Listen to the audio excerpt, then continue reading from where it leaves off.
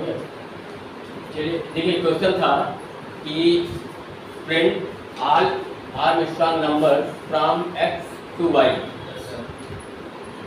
तो सबसे पहले तो हमको इनपुट ही करना पड़ेगा, ये तो सिंपल सी बात है। तो पहले इनपुट ही कर लेते हैं, उसके बाद धीरे धीरे आगे बढ़ते हैं। तो एक्स और वाई अगर क्वेश्चन में दिया है तो वही वेरिएबल यूज कर लेते हैं। तो एक्स कामा वाई इक्वल, सबसे पहले क्या लिखेंगे, मैप ना, मैप, उसके बाद int with comma with input function और इसी के अंदर message enter value of x and y. ये इन्वर्टेड टर्म बंद हो गया, ये इनपुट का फंक्शन बंद हो गया। फिर इसके बाद डॉट स्प्लिट फंक्शन और इसके बाद मैं फंक्शन का ब्रैकेट, ठीक ना, ये इनपुट हो गया। अब देखिए अब आगे क्या करना है, ये थोड़ा सोचना। अब x में तो कोई भी नंबर हो सकता है, ठीक ना, मतलब कि x में नंबर आप अगर चाहें तो 5 भी तो इनपुट कर सकते हैं ना, 5 भी इनपुट कर सकते हैं। और y में कोई भी वैल्यू इनपुट कर सकते हैं, y इक्वल कुछ भी, मान लीजिए कि आपने इसमें y में कर दिया 10,000।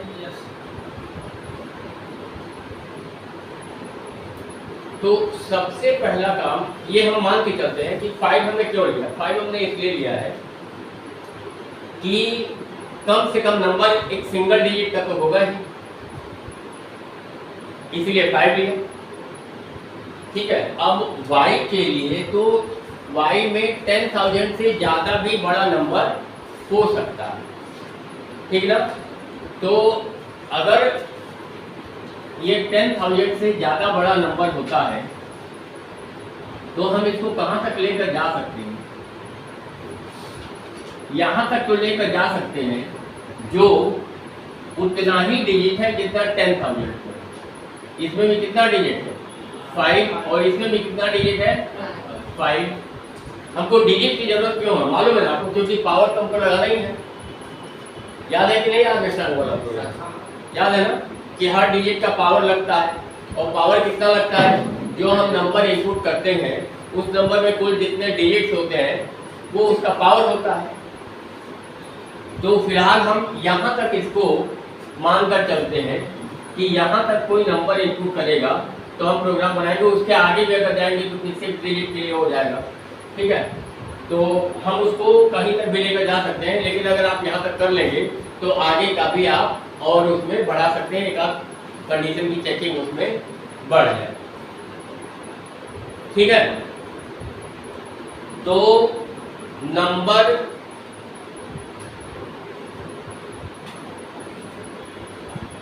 इनपुट करने के बाद एक हम लूप यहां पर चलाएंगे while का, और while का लूप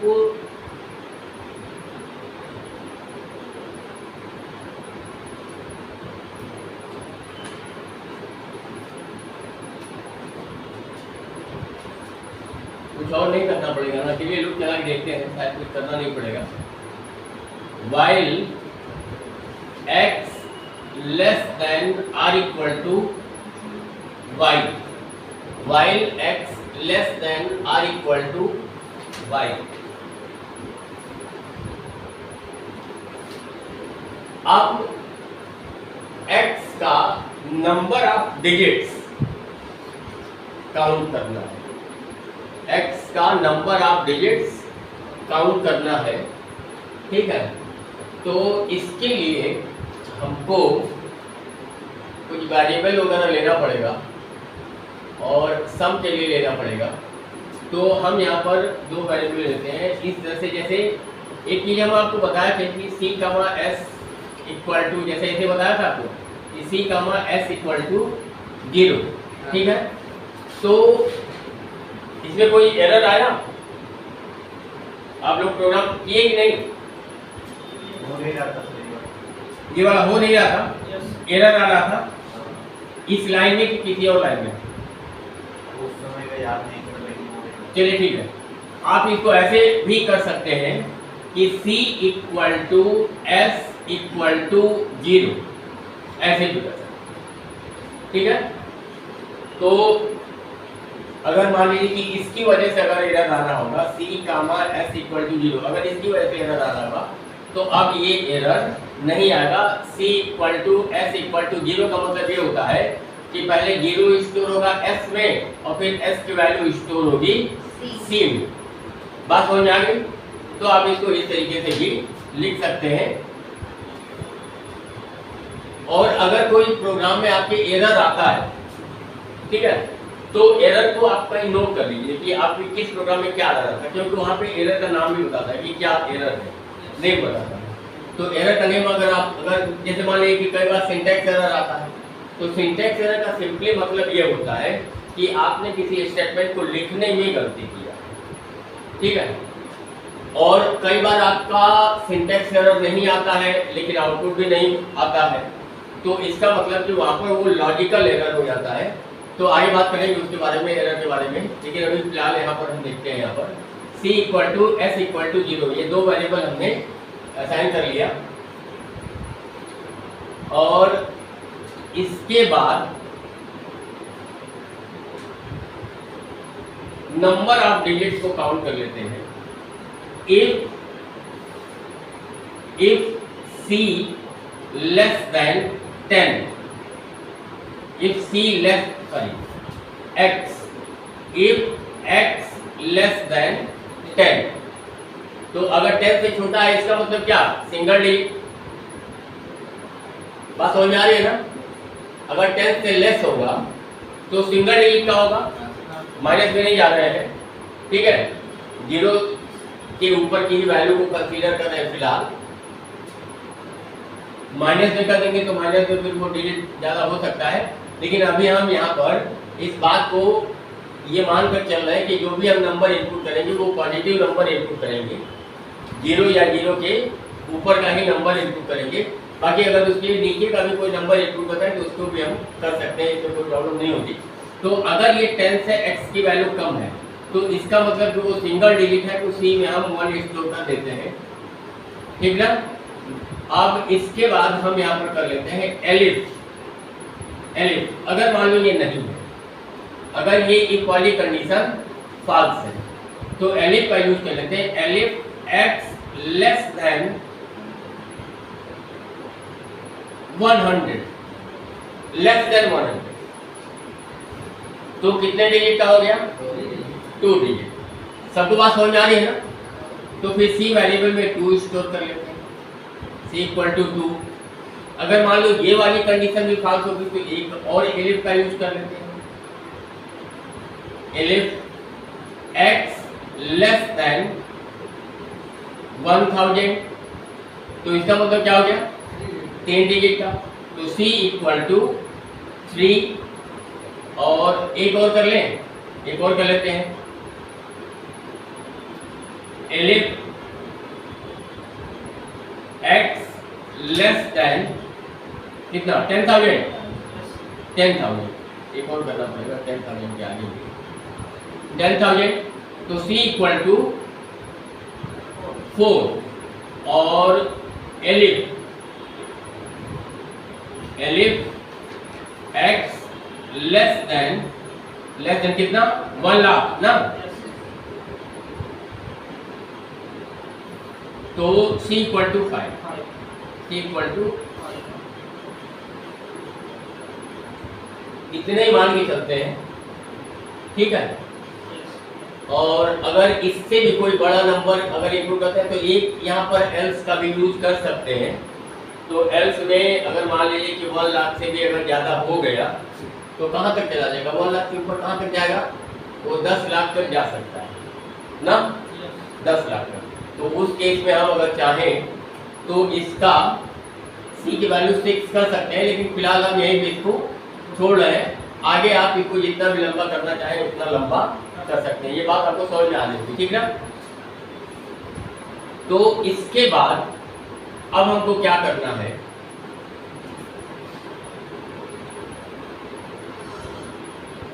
अब यहाँ पर एक लूप हमारा अब यहाँ पर चलेगा, वाइल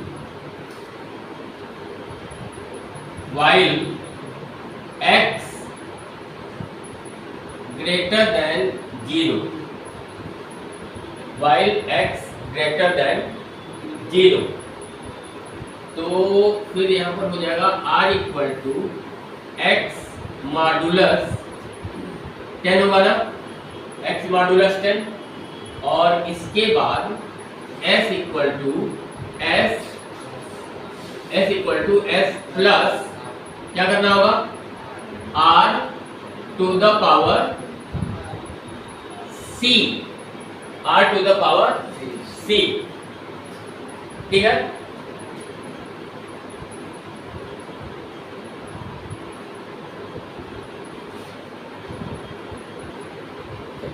एक काम और करना पड़ेगा, जो यहाँ पे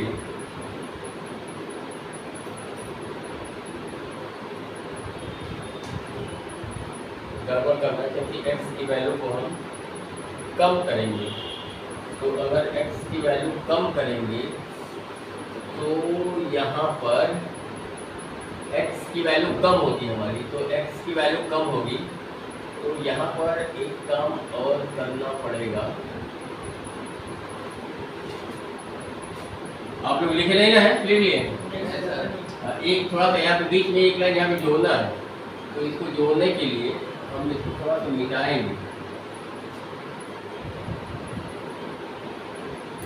ये वाइल वाला वैसे ही रहेगा, थोड़ा जगह बनाने के लिए यहाँ पर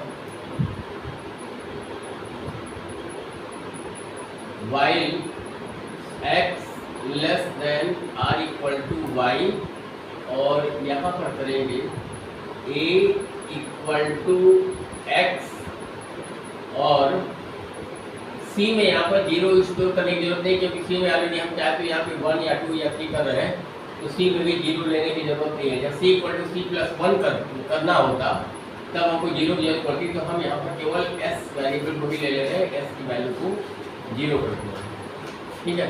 थोड़ा इंडेंट की प्रॉब्लम हो रही है, तो इंडेंट की प्रॉब्लम की वजह से एरर आने लगेगा, थोड़ा इसको और थोड़ा इधर इक्वल टू x और s इक्वल टू 0। यहाँ तक तो कोई प्रॉब्लम नहीं है, इसको चेंज करते हैं थोड़ा, इसको x a greater than 0, a equal to a modulus 10, और अब यहाँ पर a equal to a double slash 10, और इसके बाद जब इस लूप से बाहर होगा तो यहाँ पर करेंगे if s x equal to s, तो print x is Armstrong, x is Armstrong, और अगर कंडीशन पास होगा तो प्रिंट करना नहीं है, फिर यहाँ पर क्या करेंगे कि x की वैल्यू को इंक्रीज कर देंगे, x equal to x plus 1। एक मिनट जरा सा चेक कर ले, इनपुट हो गया x less than or equal y, equal to x, s equal to 0, if x less than 10 then c equal to 1, and if x less than 100 c equal to, and if x less than 1000 c equal 3, and if x less than 1000 c equal 4, and if x less than 1 lakh c equal to 5, और while a greater than 0 r equal to a modulus 10, और s equal to s plus r to the power c, और a equal to a divided by 10। चलिए अब note कर लीजिए सही,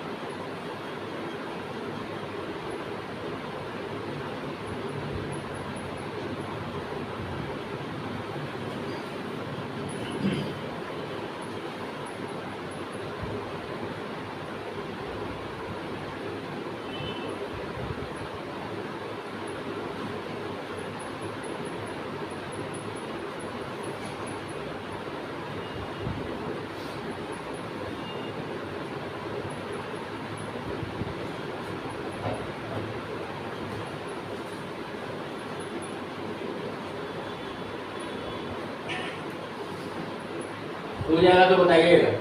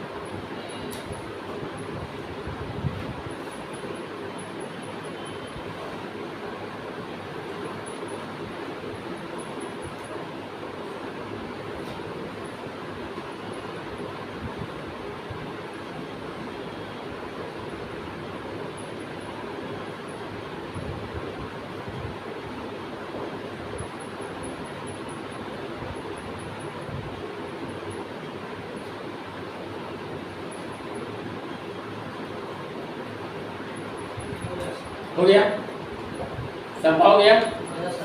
चलिए अब इसको हम चेक करते हैं प्रोग्राम को।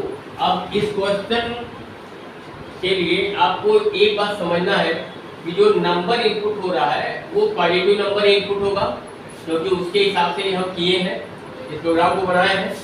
और दूसरी बात, आपको ये जो प्रोग्राम हम यहाँ पर बनाए हैं इसको हम ये मानकर चल रहे हैं कि आप 99,999 तक का कोई भी वैल्यू इनपुट कर सकते हैं। अगर उससे भी बड़ी वैल्यू इनपुट करनी होगी तो ये जो लास्ट वाला एलिफ है, ये वाला, इसके आगे इसी तरह से और कंडीशन आगे बढ़ता चला जाएगा।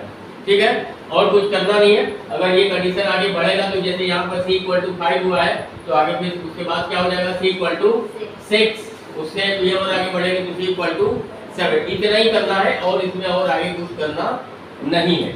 तो x की वैल्यू को इनपुट करते हैं पहले। तो x का कोई नंबर बताइए, कुछ इनपुट करिए। 120 120 मान लीजिए इनपुट हो गया x में, और y में भी कोई नंबर इनपुट कर लीजिए। कितना? 150। फिर तो कोई आपके नंबर शायद नहीं मिलेगा। 399 हाँ, तो ये मान लीजिए 399 ये नंबर इनपुट हो गया। ठीक ना? तो अब यहाँ पर देखिए ये दोनों नंबर इनपुट हो गया x और y में। यहाँ पर चेकिंग हो रही है while x <= y, condition true है। तो यहाँ पर हमने x की वैल्यू को a में स्टोर किया। इसी को एक स्टेप में हम आपको समझाएंगे कि ये क्यों करने की जरूरत पड़ी। तो a = x माने a की वैल्यू हो गया 120। ठीक है, ये a वेरिएबल की हमको जरूरत क्यों पड़ी? ठीक है, आप इस बात को समझ जाएंगे क्योंकि इसके पहले प्रोग्राम आप लोग बना चुके हैं। यहाँ पर अगर आप देखेंगे तो यहाँ पर हम a वेरिएबल की वैल्यू को कम कर रहे हैं, और एक बार कम होते होते ऐसा भी होगा कि a वेरिएबल की वैल्यू 0 हो जाएगी। बात समझ में आ रही है ना? पहले जो लोग कर चुके हैं। तो अगर हम a वेरिएबल को यहाँ पर यूज नहीं करते और डायरेक्टली अगर x को ले लेते तो x की वैल्यू यहाँ पर कम होते होते 0 हो जाती, और उसको 0 होने के बाद फिर जब यहाँ पर आता और x = x + 1 होता तो 0 में एक और प्लस होता तो 1 हो जाता। बात समझ में आ रही है ना? और हर बार वैसा ही होता, तो ये एक एंडलेस लूप में ये प्रोग्राम हमारा फंस जाता। तो इसीलिए एक अलग वेरिएबल हमने ले लिया कि x की वैल्यू को इंटैक्ट रखेंगे, और a वेरिएबल में जो x की वैल्यू को स्टोर किए हैं उसी वेरिएबल की वैल्यू को कम ज्यादा करना होगा, जो करेंगे। ठीक, इसके बाद यहाँ पर एक s वेरिएबल है। s वेरिएबल में हमने 0 स्टोर किया है, और s वेरिएबल को क्यों हम ले रहे हैं? क्योंकि उसी में हम सबका सम करने वाले हैं, इसलिए s वेरिएबल को लिया है और s वेरिएबल में 0 स्टोर कर दिया। अब यहाँ पर सबसे पहले जब कंट्रोल आएगा तो x को चेक करेगा, x < 10 नो, ये तो कंडीशन पास। ठीक, फिर कंट्रोल यहाँ पर आ गया, एलिफ x < 100 नो, ये भी कंडीशन पास। फिर यहाँ पर आ गया एलिफ x < 1000 यस, क्योंकि 120 है। ठीक है, 1000 से लेस है तो फिर यहाँ पर क्या हो गया, c इक्वल 3, और c इक्वल 3 होने के बाद अब वो आगे किसी भी एलिफ पर नहीं जाएगा, कंट्रोल किसी एलिफ पर नहीं जाएगा। जो एलिफ ट्रू हो जाएगा उसके ब्लॉक ऑफ स्टेटमेंट को एग्जीक्यूट करके उस एलिफ से बाहर निकलेगा। तो इससे बाहर निकलेगा तो कंट्रोल कहाँ आएगा, फिर यहाँ पर आ जाएगा कंट्रोल वाइल, ये वाइल पर आएगा, ठीक है। अब यहाँ पर वाइल में देखिए क्या होता है, वाइल में अब ए को यूज करें क्योंकि ए की वैल्यू को हमको कम करना है। A greater than 0, yes, condition true हो गया। तो यहाँ पर r equal to A modulus 10, तो r की वैल्यू कितनी हो जाएगी बताइए, बोलिए। 120 को 10 से डिवाइड करेंगे तो रिमाइंडर वैल्यू कितना होगा, 0 होगा, ठीक है। इसमें इतना सोचने की बात नहीं है, ठीक है। बस आप इतना जानते रहिए कि किसी भी नंबर को अगर 10 से डिवाइड करेंगे तो लास्ट डिजिट उसका रिमाइंडर होगा। किसी भी नंबर को अगर आप 10 से डिवाइड करेंगे तो लास्ट डिजिट रिमाइंडर होगा। तो इतना कुछ सोचने की बात ही नहीं है, भाग वक्त देने की आपको जरूरत नहीं है, डिवाइड करने की जरूरत नहीं है। तो ये 120 को हम डिवाइड कर रहे हैं 10 से, रिमाइंडर लेना है तो रिमाइंडर क्या होगा, 0 होगा, r वेरिएबल में 0 स्टोर हो गया। अब इसके बाद यहाँ पर देखिए s equal to s plus r to the power c, r to the power c। अब r की वैल्यू ही 0 है तो पावर क्या कुछ भी लगा लीजिए, 0 ही होगा, और s में भी 0 है तो 0 प्लस 0 तो 0 ही होगा। तो s वेरिएबल की वैल्यू वही रह जाएगी, s की वैल्यू 0 ही रहेगी, उसमें कोई चेंजिंग नहीं होगा। अब यहाँ पर जब आएगा तो यहाँ पर a equal to a double slash 10 divide हो रहा है, ठीक है। और डिवाइड होने के बाद जो भी क्वोशिएंट आएगा वो वापस से वेरिएबल में ही स्टोर हो रहा है, ठीक। तो जब 10 से डिवाइड करेंगे तो क्या क्वोशिएंट क्या मिलेगा, 12 मिलेगा। तो 12 स्टोर हो गया a वेरिएबल में, और उसके बाद ये लूप यहाँ से कंटिन्यू होगा, ये तो मालूम है ना। ये एक तो लूप यहाँ से चल रहा है और इसके अंदर एक लूप और मिल गया यहाँ पर, तो पहले इनर लूप कंप्लीट होता है, ये तो आपको मालूम ही है। तो अब पहले यही वाला लूप चलेगा, तो कंट्रोल यहाँ से यहाँ आएगा, यहाँ पर इस वाइल पर, और यहाँ पर आने के बाद एक बार फिर a को चेक करेगा, a ग्रेटर देन 0। अब a में देखिए क्या वैल्यू है, 12 है, 0 से बड़ा है। फिर जब नीचे आएगा कंडीशन ट्रू हो रहा है तो नीचे जाएगा, ब्लॉक ऑफ स्टेटमेंट को एग्जीक्यूट करेगा, a डिवाइडेड बाई 10 माने 12 को 10 से डिवाइड करेगा, और डिवाइड करने के बाद रिमाइंडर वैल्यू स्टोर करेगा r वेरिएबल में। तो अब r वेरिएबल में कौन सी वैल्यू आएगी, 2 आएगी, 2 आ गया। फिर उसके बाद यहाँ पर आएगा s प्लस, s की वैल्यू 0 है, r to the power c, r to the power c। तो r की वैल्यू कितनी है, 2 है, और c की वैल्यू क्या मिली थी हमको, 3 मिला था। तो to the power 3, to the power 3 कितना हो जाएगा, 8 हो गया। और s के साथ जोड़ रहा है तो s की वैल्यू 0 है, तो 0 के साथ 8 को जोड़ा तो क्या हो गया, 8 हो गया। तो s वेरिएबल में स्टोर हो गया 8। फिर उसके बाद यहाँ पर आया a equal to a divided by 10, क्या बचेगा a वेरिएबल में, 1 बचेगा। ये लूप कंटिन्यू हो गया। फिर a को चेक करेगा, a greater than 0, yes, a की वैल्यू 1 है, 0 से बड़ा है, कंडीशन ट्रू है, तो कंडीशन ट्रू है तो फिर से नीचे आएगा a मॉडुलस 10, a में कितना है 1, 1 को 10 से डिवाइड करेंगे तो रिमाइंडर क्या मिलेगा, बोलिए 1 मिलेगा, 1 मिलेगा। 1 को 10 से डिवाइड करेंगे तो रिमाइंडर 1 ही मिलेगा, ठीक है ना। तो r वेरिएबल में 1 स्टोर हो गया। और फिर उसके बाद यहाँ पर s equal to s plus r to the power c, r की वैल्यू 1 और c की वैल्यू कितनी, 3। तो 1 टू द पावर 3 कितना हो जाएगा, 1 हो जाएगा। और s की वैल्यू कितनी है, पहले से 8 है, तो 8 प्लस 1 कितना हो जाएगा, 9 हो गया। फिर उसके बाद यहाँ पर a equal to a divided by 10, अब a वेरिएबल की वैल्यू क्या हो जाएगी, 0 हो गया, a की वैल्यू 0 हो गया, और यहाँ से ये लूप कंटिन्यू हो गया। अब यहाँ चेक करेगा a ग्रेटर देन 0, नो, ठीक है। अब उसके बाद जब ये y का कंडीशन पास होगा तो यहाँ पर एक पर कंट्रोल आएगा यहाँ पर। अब यहाँ पर x को s से कंपेयर करना, x में क्या है 120 और s वेरिएबल में क्या है 9 है, 9 है, दोनों इक्वल है नहीं है, तो आर्मस्ट्रांग नहीं है, प्रिंट नहीं करेगा। ठीक है, अगर ये कंडीशन ट्रू होता तो इसको प्रिंट करता, प्रिंट करने के बाद यहाँ आता। लेकिन अगर ये कंडीशन फाल्स हो गया तो प्रिंट तो नहीं करेगा, लेकिन कंट्रोल यहाँ पर आएगा और x की वैल्यू इंक्रीज हो जाएगी। तो अब x की वैल्यू कितनी हो जाएगी? 100 कितना 21 121। और उसके बाद अब यहाँ से ये वाला लूप कंटिन्यू होगा। बस यहीं पर एक स्टेप आपको समझना है, इसके बाद तो फिर ये चलता रहेगा, करता रहेगा। ये लूप कंटिन्यू होगा यहाँ पर। अब x को चेक किया, x less than or equal y, yes, condition true. अब फिर से देखिए क्या होगा कि x की वैल्यू एक बार फिर से a में स्टोर होगा, जबकि a की वैल्यू कितनी हो गई थी? 0 हो गई थी ना। अब एक बार फिर से a वेरिएबल में 121 स्टोर हो जाएगा जो x वेरिएबल में है। ठीक है, और साथ ही साथ s वेरिएबल की वैल्यू भी 0 हो जाएगी, s की वैल्यू भी 0 हो जाएगी, और उसको भी 0 करना पड़ेगा। क्यों करना पड़ेगा? क्योंकि पुरानी वैल्यू को लेकर हम किसी नए नंबर को चेक नहीं करेंगे, ठीक ना, क्योंकि s वेरिएबल में तो पहले से 9 आ चुका है, तो उसको भी 0 हमको करना पड़ेगा, क्योंकि अब हम एक नए नंबर को चेक करने वाले हैं। तो यहाँ पर s वेरिएबल की वैल्यू एक बार फिर से 0 हो गया, और उसके बाद अब यहाँ पर चेक करेगा, क्योंकि ये भी 3 डिजिट का ही नंबर है, तो c में क्या हो जाएगा? 3 हो जाएगा। c वेरिएबल 3 कंट्रोल यहाँ पर आएगा, और ये वैसे ही लूप चलता रहेगा। बात समझ में आ रही है? तो ये एक एक नंबर x में एक एक नंबर बढ़ता रहेगा, और ये तब तक चलेगा जब तक x की वैल्यू y से बड़ी नहीं हो जाएगी।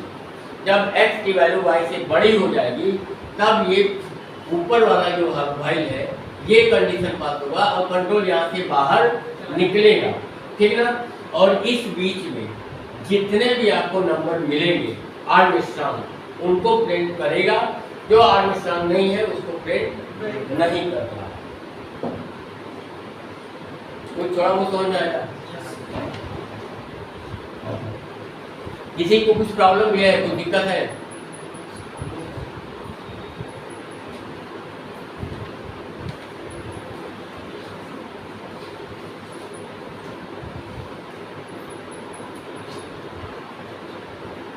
चलिए इसके आगे थोड़ा अब कुछ नए प्रोग्राम, कुछ पैटर्न वगैरह के प्रोग्राम बनाते हैं। ठीक है, तो चलिए एक क्वेश्चन लिखिए।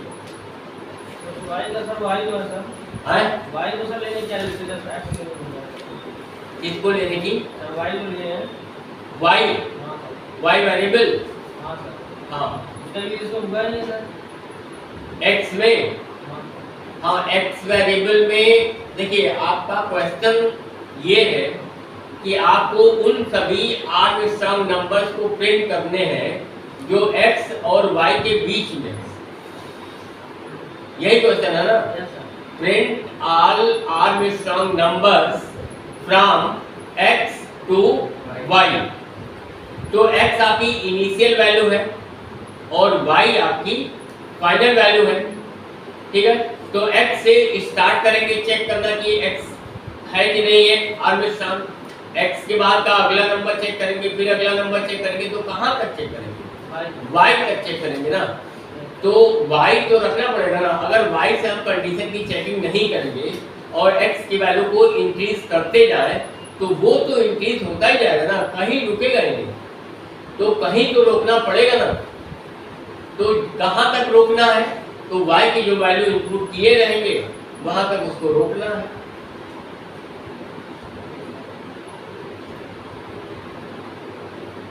आया समझ में?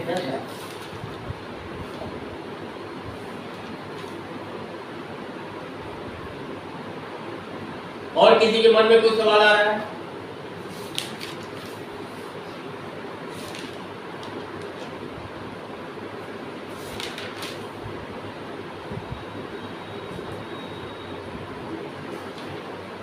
चलिए एक क्वेश्चन लिखिए।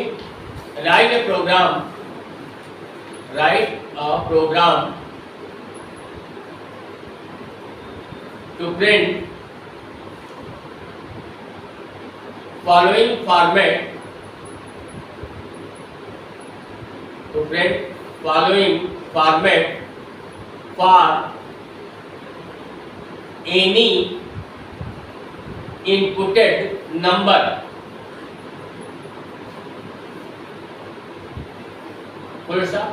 if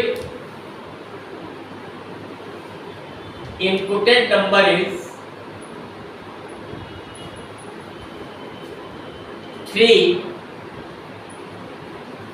then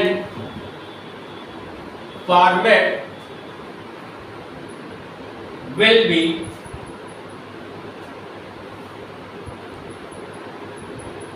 नीचे लिखिएगा, ऐसा फॉर्मेट होगा। अगर 3 इनपुट हो जाए तो ऐसा फॉर्मेट 1 1 2 1 2 3,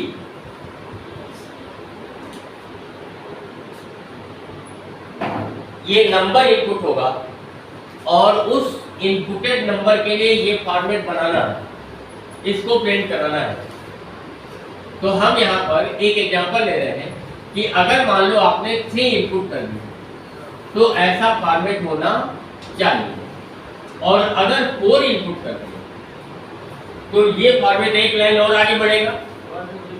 हाँ, 1 2 3 4 तक जाएगा, ठीक है। और अगर मान लो आपने 5 इनपुट कर दिया तो उसी तरह से ये आगे बढ़ जाएगा, ठीक। इसके बाद एक लाइन और हो जाएगी 1 2 3 4 5। ये फॉर्मेट हमको प्रिंट करना है, ठीक है। नंबर इनपुट होगा, नंबर मालूम नहीं है तो सबसे पहले तो इसमें वही करना है, इनपुट ही करना है। तो इनपुट करेंगे, एक वेरिएबल में हम एक नंबर इनपुट कर लेते हैं। तो मान लो हमने n में इनपुट कर लिया, n इक्वल इंट इनपुट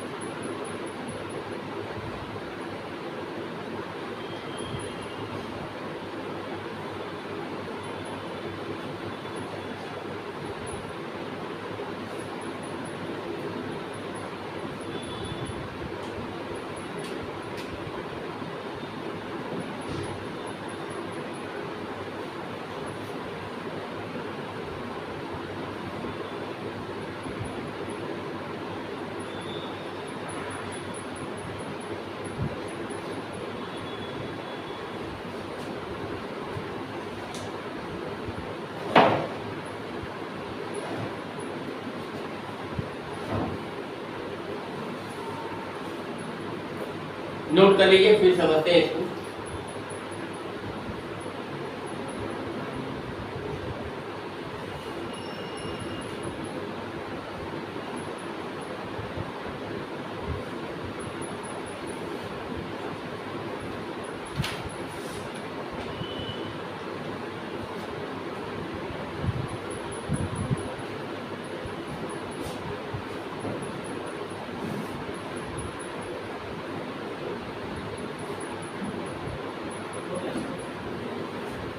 लिख लिए सब लोग? यस।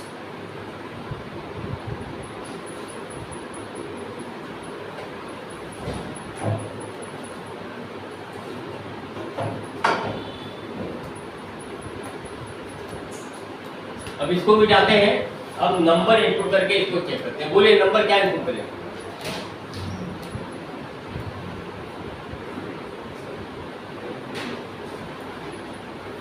बोलिए। 131 हाँ? 131 बहुत लंबा हो जाएगा। कितना सा बोला है?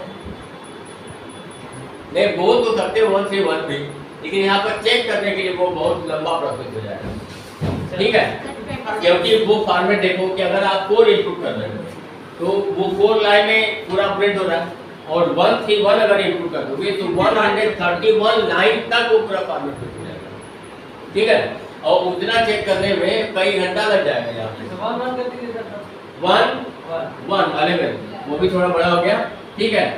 n में 4 इनपुट करते हैं, 4। अगर ये 4 के लिए सही होगा तो फिर किसी भी नंबर के लिए सही होगा, क्योंकि लॉजिक तो वही है। किसी भी नंबर के लिए लॉजिक हमको चेंज करने की जरूरत नहीं है। अगर ये 4 के लिए सही होगा तो 7 के लिए भी सही होगा, 10 के लिए भी सही होगा, 20 के लिए भी सही होगा, किसी भी नंबर के लिए सही होगा, ठीक है। क्योंकि लॉजिक आपकी सही होनी चाहिए। अगर लॉजिक सही है तो आपका प्रोग्राम, आप कोई भी नंबर इनपुट करेंगे उसके लिए फॉर्मेट प्रिंट हो जाएगा। तो मान लो हमने यहाँ पर n वेरिएबल में 4 इनपुट कर लिया, उसके बाद a वेरिएबल में हमने 1 स्टोर किया।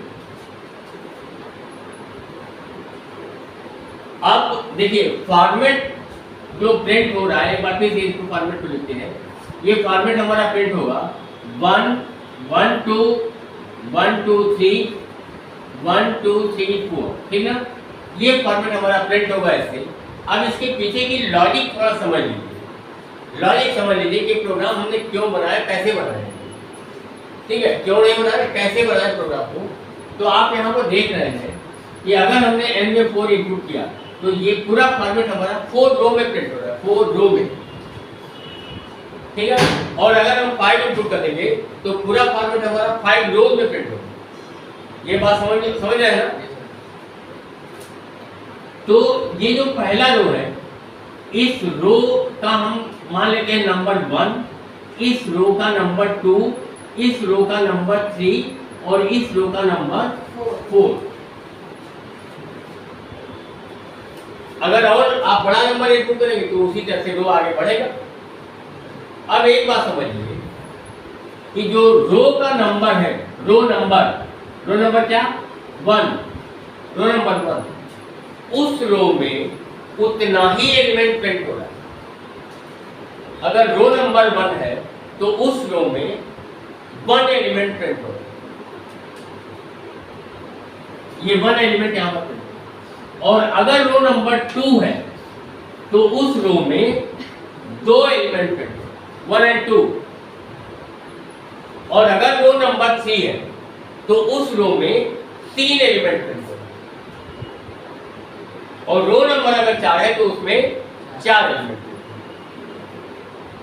तो किसी भी पर्टिकुलर रो में कितना एलिमेंट प्रिंट करना है, इसकी काउंटिंग हम कैसे कर लेंगे, रो नंबर की वैल्यू से, रो नंबर की वैल्यू से, कि किसी भी पर्टिकुलर रो में कितना एलिमेंट प्रिंट करना है उसको हम उससे काउंट कर लेंगे या उससे हम चेक कर लेंगे। अब आप ये समझ लीजिए कि ये जो a वेरिएबल हमने यूज किया, a वेरिएबल वो रो नंबर के लिए ही है। और चूंकि पहला रो 1 ही होगा इसलिए a वेरिएबल में 1 स्टोर किया, ठीक। अब इसको मिटाते हैं, ठीक। अब इसकी जरूरत नहीं है। अब आपको जो समझाना था वो बता दिए। और उसके बाद a वेरिएबल में 1 स्टोर हो गया। यहाँ पर देखिए while से ये चेकिंग हो रही है, while a less than or equal to n। Condition true है ना, यस कंडीशन ट्रू है। कंडीशन ट्रू तो यहाँ पर आ गया b वेरिएबल में 1 स्टोर किया। आप पूछेंगे b वेरिएबल क्या है, तो b वेरिएबल एक्चुअली वही एलिमेंट है जो प्रिंट होना है। b वेरिएबल वही एलिमेंट है जो प्रिंट होना है फॉर्मेट में, ठीक है। तो हर रो का शुरुआत कैसे हो रहा है, 1 से हो रहा है। पूरा फॉर्मेट देख लीजिए, पहले रो का शुरुआत 1 से, दूसरे रो का भी शुरुआत 1 से, तीसरे रो का भी शुरुआत 1 से।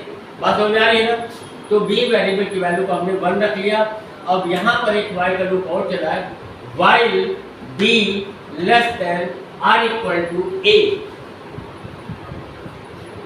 b की वैल्यू कितनी, 1, a की वैल्यू कितनी, 1, दोनों इक्वल है, कंडीशन ट्रू है, b की वैल्यू प्रिंट कर रहा है ना। तो b की वैल्यू कितनी है, 1 है, तो ये 1 को प्रिंट कर दिया, 1 को प्रिंट कर दिया। और 1 को प्रिंट करने के बाद उसी रो में कंटिन्यू प्रिंटिंग के लिए ये भी लगा हुआ है एंड इक्वल स्पेस, मतलब उसी रो में और आगे प्रिंटिंग होगी। अगर होनी होगी तो होगी, नहीं होनी होगी तो नहीं होगी, ठीक है। अगर कंट्रोल यहाँ पर दोबारा आ जाएगा तो प्रिंट करेगा उसी टाइम में, नहीं आएगा तो नहीं करेगा। अब उसके बाद यहाँ पर हो गया b = b + 1, तो b वेरिएबल की वैल्यू कितनी हो गई, 2 हो गई, 2 हो गई, और इसके बाद ये लूप यहाँ से कंटिन्यू हो जाएगा। ठीक, अब ये b को चेक करेगा, b less than or equal to a, pass हो गया, b की वैल्यू 2 हो गई है और a की वैल्यू 1 है, 1 है, तो ये कंडीशन पास हो गया। कंडीशन पास हो गया तो यहाँ आ गया। ये क्या करेगा, लाइन को चेंज करेगा। इसके पहले भी आप इसको यूज किए हैं, तो इसके पहले भी लाइन को चेंज करने के लिए यूज किए हैं, तो ऐसे किए हैं, ठीक है, मालूम है ना, इसके पहले किए हैं प्रोग्राम में।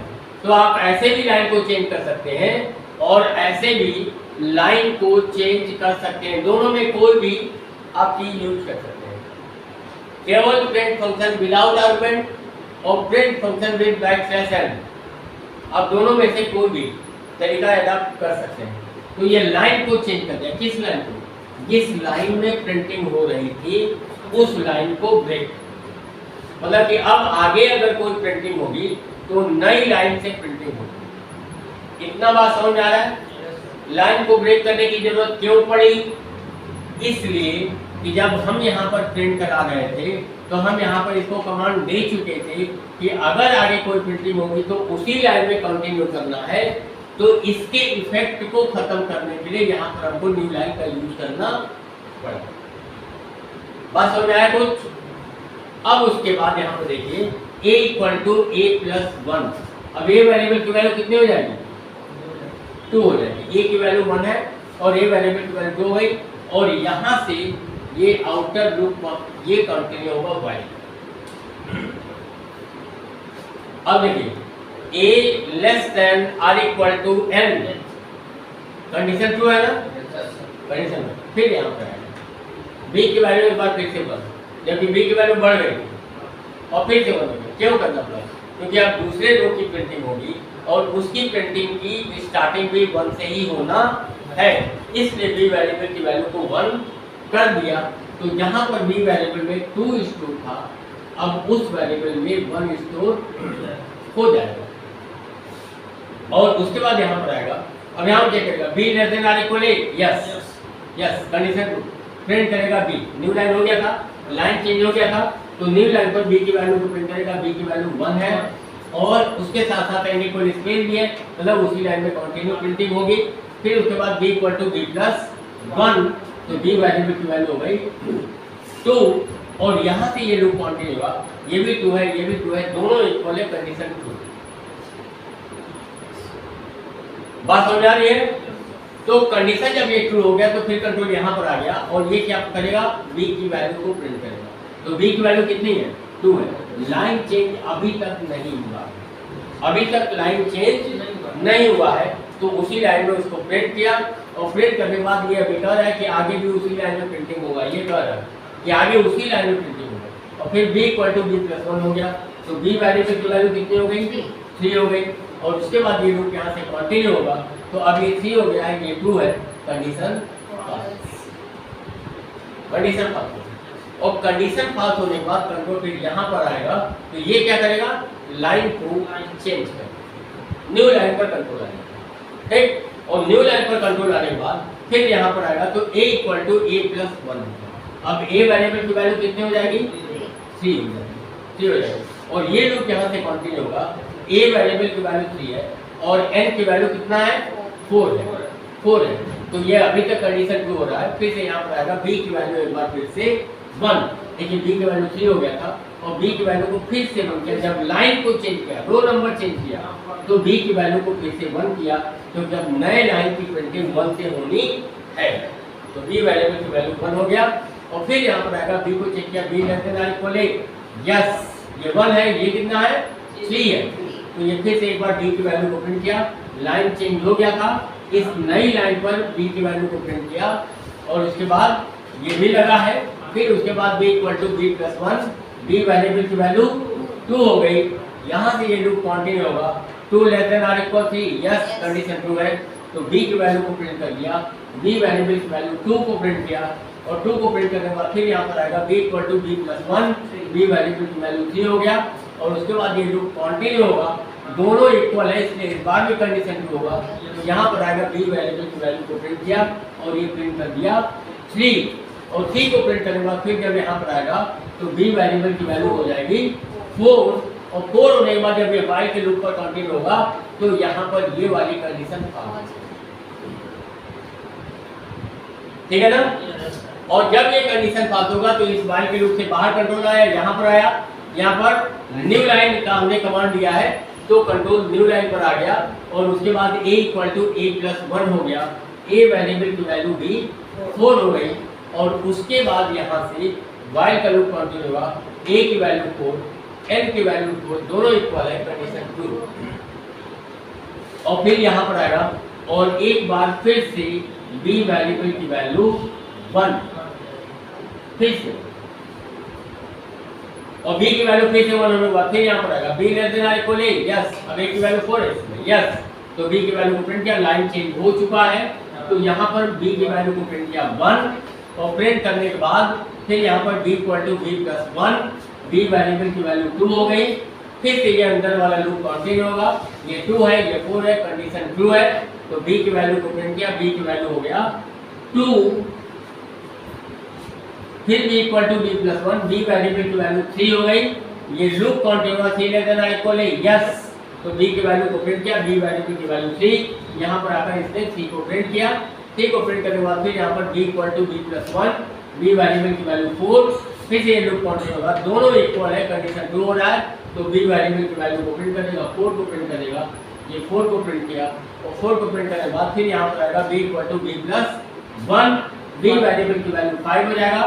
अब जब ये लूप कंटिन्यू होगा तो ये 5 हो गया, ये 4 है, कंडीशन पास हो गया, लेस भी नहीं है, इक्वल भी नहीं है, कंडीशन पास।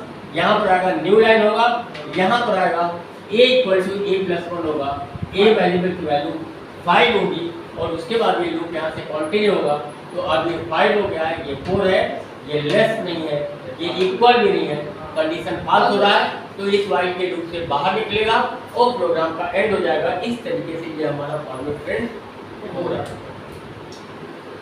कोई थोड़ा बहुत समझ आया? आप सोचो कि 131 इनपुट किए होते क्या होगा, बोर्ड को चेक करने में इतना टाइम लगा, ठीक है।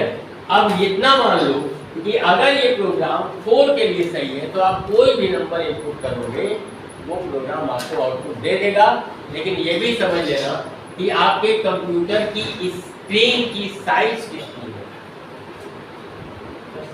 बात समझ आ रही है ना?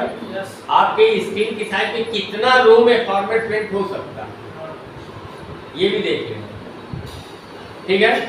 क्योंकि अगर मान लो 131, इसका मतलब 131 लाइन तक वो फॉर्मेट प्रिंट होगा ना, तो फिर स्क्रॉल हो जाएगा स्क्रीन, क्योंकि एक बार में स्क्रीन पर 131 रो तो प्रिंट हो नहीं सकता, ज़्यादा से ज़्यादा 20, 22, 25 रो इतना ही प्रिंट होगा ना। तो अगर ज़्यादा आप प्रिंट करेंगे, ज़्यादा नंबर इनको करेंगे तो क्या स्क्रॉल हो जाएगा, तो फिर जब स्क्रॉल हो जाएगा तो बाद में आप देखेंगे तो पूरा एक पूरा वो रेक्टेंगल की तरह आपको दिखाई देने लगेगा, तो आपको फॉर्मेट ऐसा दिखेगा। बात समझ आ रही है? ऊपर वाला जब स्क्रॉल हो जाएगा तो नीचे जब बड़े बड़े आ रहे हैं तो वो सारा का सारा क्या हो जाएगा, पूरा आपको रेक्टेंगल दिखाई देने लगेगा, तो कहेंगे कि ये प्रोग्राम तो गलत नहीं है, ठीक है। हमने ज़्यादा नंबर इनपुट कर दिया, आप इस तरह से 4, 5, 6, 7, 8, 9 इस तरह से इनपुट करके चेक करिए, ठीक है। किसी को दिक्कत है कुछ? तो चलिए आज के लिए इतना ही रहते हैं, ठीक ना। इसके आगे फिर कल देखते हैं प्रोग्राम कुछ और आगे बढ़ते हैं। अपने दोस्तों को बोलिए कि होली खत्म हो गई है,